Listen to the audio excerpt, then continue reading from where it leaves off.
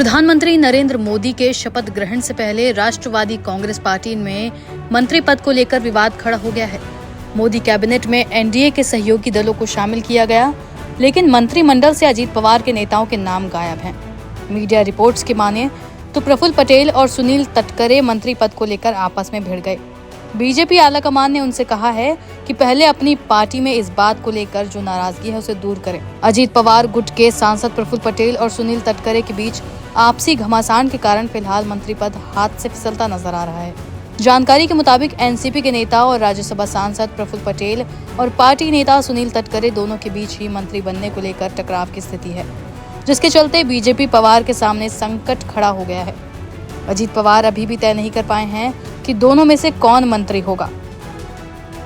अजीत पवार के इस कंफ्यूजन और प्रफुल्ल अनिल के बीच इस टकराव के चलते पीएम आवास में संभावित मंत्रियों के साथ नरेंद्र मोदी की हुई चाय पार्टी में एनसीपी का कोई नेता नहीं पहुंचा।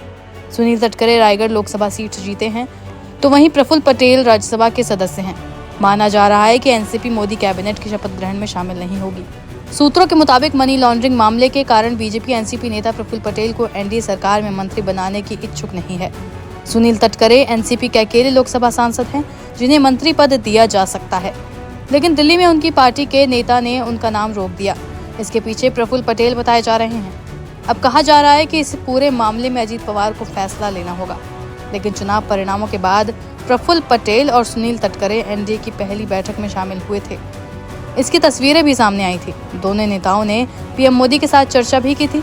इसके बाद जब संसदीय दल की बैठक सेंट्रल हॉल में हुई, तब खुद अजीत पवार वहां पहुंचे थे।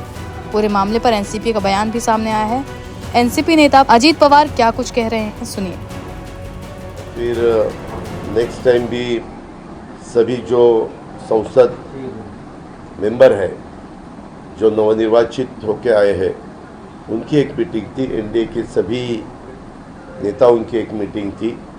वो मीटिंग के लिए अपने सेंट्रल हॉल में वो मीटिंग हुई, आपको सबको पता है। और उसमें सब एनडीए के घटक पक्षों ने प्रधानमंत्री जी के बारे में तीसरी दफा की जिम्मेवारी मोदी साहब के ऊपर दे दी और वो कार्यक्रम हुआ।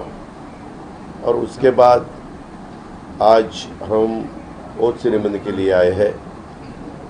एक बात सही है कि दोपहर को मुझे पता चला कि हमारे डिप्टी चीफ मिनिस्टर बीजेपी के जो देवेंद्र फडणवीस जी है महाराष्ट्र गवर्नमेंट में, हमारी महायुति के डिप्टी चीफ मिनिस्टर, तो उन्होंने एक स्टेटमेंट किया है। हमें कल रात को कांटेक्ट किया था। उससे पहले हम सब राजनाथ सिंह जी, अमित भाई और नड्डा जी, इनके साथ एक हमारी मीटिंग भी हुई। हमारे थोड़े बहुत महाराष्ट्र के जो लोकसभा के चुनाव हुए हैं, पूरे देश में हुए, लेकिन महाराष्ट्र के बारे में ये रिजल्ट ऐसा क्यों आया उसके बारे में थोड़ी बहुत चर्चा हुई।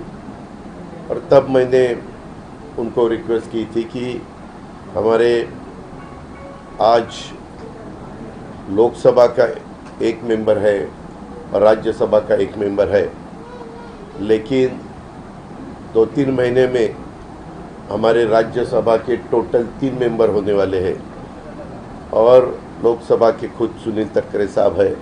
ऐसा टोटल राष्ट्रवादी कांग्रेस पार्टी की मेंबरों की सदस्य संख्या पार्लियामेंट में और पार्लियामेंट में 4 होने जा रही है, राज्यसभा और लोकसभा पकड़ के। तो हमें एक सीट मिलनी चाहिए, ऐसे हमारी बात हुई है। वो बोले ठीक है, आपका कहना सही है। लेकिन उसके बाद कल उनका हमें मैसेज आया कि हम इंडिपेंडेंट चार्ज जैसा हमारे शिंदे साहब की पार्टी को दिया है, वैसा एक मेंबर लेना चाहते हैं। तो आप सभी को पता है, पूरे देश को पता है, प्रफुल्ल पटेल साहब उन्होंने कैबिनेट मिनिस्टर के नाते बहुत दफ़ा सेंट्रल में काम किया है और कैबिनेट मिनिस्टर होते हुए फिर इंडिपेंडेंट चार्ज लेना हमें ठीक नहीं लगा, इसीलिए हमने बताया कि हम रुकने के लिए कुछ दिन के लिए तैयार है, लेकिन हमें कैबिनेट मिनिस्टरशिप चाहिए। तो ये सुनने के बाद वो बोले ठीक है, और फिर उन्होंने जो ऑफ़र की थी इंडिपेंडेंट चार्ज की, वो हमने नकार दी। ऐसा जो भी कल से बात हुई उसके बारे में ये सब हुआ है, और आज अभी 7:15 को मेरे ख्याल से सबको ओथ सेरेमनी के लिए बुलाया है। इसमें हम भी जा रहे हैं एज ए एनडीए के मेंबर के नाते।